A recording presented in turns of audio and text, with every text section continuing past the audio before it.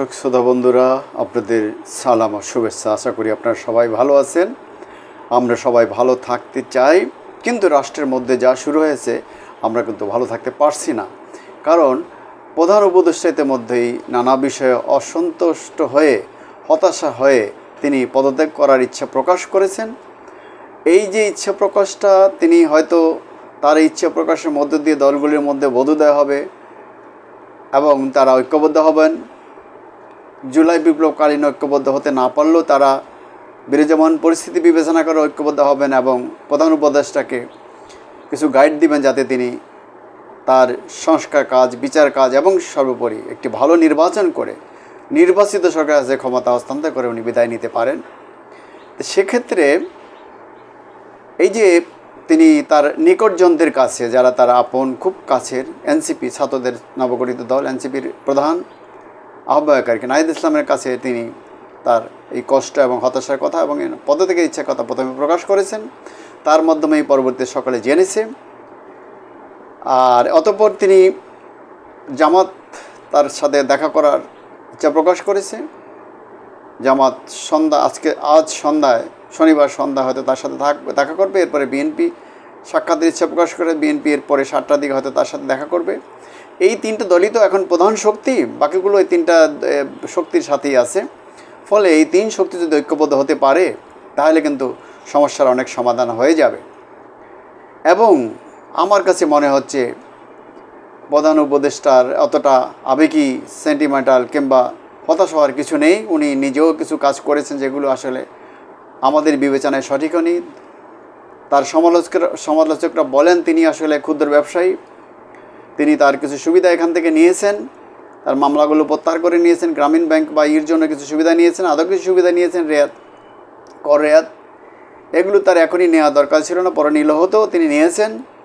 তিনি একটি উপদেষ্টা পরিষদ গঠন করেছেন, যেটা আসলে বয়স্ক এবং অতি বয়স্ক এবং অতি তরুণদের একটি সমন্বয়, যেটা হয়নি। এরা করিতকর্ম নয়, এদের বিরুদ্ধে নানান অভিযোগ আছে এবং কিছু মতলবাজ লোকের মধ্যে ঢুকে গেছে।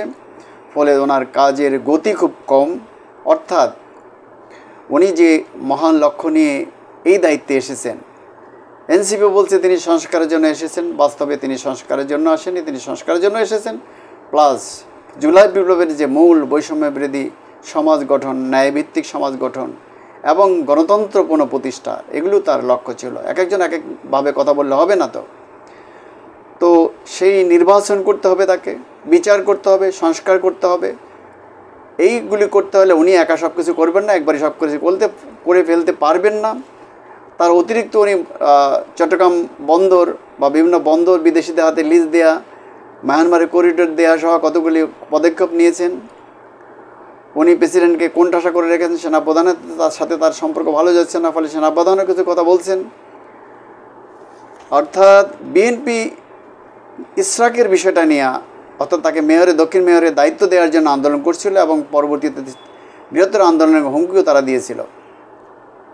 সেনাপ্রধান স্পষ্ট ভাষায় ডিসেম্বরের মধ্যে নির্বাচনের কথা বলেছে এবং সেনাবাহিনীর ভিতরকার কিছু বিষয়ে হয়তো সরকার ইন্টারফেয়ার করতে চাচ্ছিল, যেটা সেনাপ্রধান বা সেনাবাহিনী পছন্দ করছে না। এই যে অনৈক্য এবং আন্দোলন, এগুলো সরকারের বিভিন্ন উদ্যোগে প্রতিবন্ধকতার কথা বলছেন। সড়ক আটকে আন্দোলন, সংস্কার, নির্বাচন সহ বিভিন্ন বিষয়ে দলগুলির মধ্যে অনৈক্য, রাষ্ট্রীয় কাজে নানা পক্ষের অসহযোগিতা, দেশে বিরাজমান সামগ্রিক পরিস্থিতি, আসলে প্রধান উপদেষ্টা হতাশ হয়ে পড়েছেন এবং তিনি পদত্যাগের ইচ্ছা প্রকাশ করেন। সকল পক্ষ থেকেই কিন্তু বলা হয়েছে আসলে উনি পদত্যাগ করুক, এটা কেউ চায় না। ওনার যতটুকু দোষেরই সবাই বলুক না কেন, কেউ বলুক না কেন, ওনার মতো এতটুকু গ্রহণযোগ্য লোক এই সময়ে পাওয়াটা ছিল কঠিন। ওনার পক্ষেই একটি নির্বাচন দিয়ে সংস্কার করে বিচার প্রক্রিয়া শুরু করে একটি সুন্দর দিকে দেশটাকে এগিয়ে নেওয়ার জন্য সহজ ছিল, ওনার পক্ষেই সম্ভব। অতএব কোনো পক্ষে কিন্তু তার পদত্যাগ চায়নি।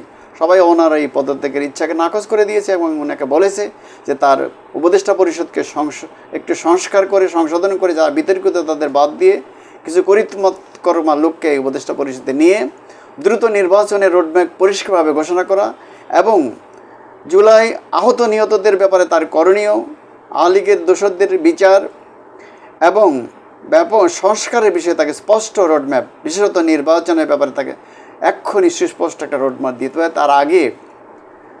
তার আগে আমরা যেটা শুনতে পেরেছি ভালো কথা, যে এনসিপির পক্ষ থেকে বিএনপি এবং জামাতের সঙ্গে যোগাযোগ করা হয়েছে। জামাতও বিভিন্ন দলের জোটের সাথে কথা বলেছে, চরমনায় পীর সাহেবের দল, শাসনতন্ত্র আন্দোলনের কথা বলেছে, বিএনপিও কথা বলতেছে, সরকারের পক্ষ থেকে কথা বলা হচ্ছে। অর্থাৎ বিরাজমান পরিস্থিতি থেকে বেরিয়ে আসার একটা উদ্যোগ কিন্তু সকল পক্ষই সচেতন হয়েছেন। বুদ্ধিজীবী মহল এবং যারা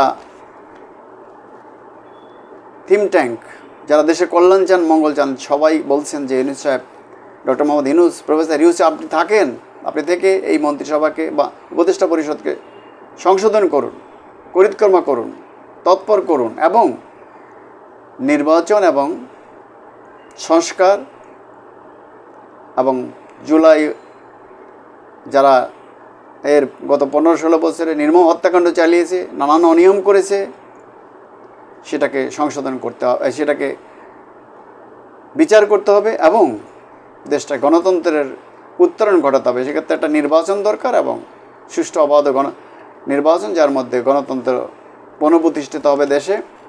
আমার মনে হয় সেই লক্ষ্যেই সবাই অগ্রসর হচ্ছে। এই বৈঠকগুলিতে সেই সিদ্ধান্ত হবে, সবগুলি দলই একমত হয়ে এই সিদ্ধান্তের দিকে যাবে। আসলে কেউ চায় না দেশের অমঙ্গল হোক, অন্য কোনো পক্ষ সুবিধা নেই। আরেকটা বিষয় হলো যে ভারত এবং আওয়ামী লীগ এরা তো চাইবেই দেশে গোলযোগ তৈরি করতে, ঝামেলা তৈরি করতে। যদি অনৈক্য হয় তাহলে তাদের জন্য সুবিধা হয়, আর যদি ঐক্য থাকে এদের বিপ্লবের পক্ষের লোকদের, তাহলে কিন্তু তৃতীয় কোনো পক্ষ সুবিধা করতে পারবে না। অতএব এই জিনিসটাকে মাথায় রেখেই প্রধান উপদেষ্টা পরিষদের সদস্য, ছাত্রদের প্রতিনিধি, এনসিপি, বিএনপি, জামাত, হেফাজত, চরমনায় পীর সাহেবের দল সহ যারা আছেন সকলকে ঐক্যমত্য হয় একমত হয়ে একটা সিদ্ধান্তের দিকে যেতে হবে, ভালো সিদ্ধান্তের দিকে যেতে হবে।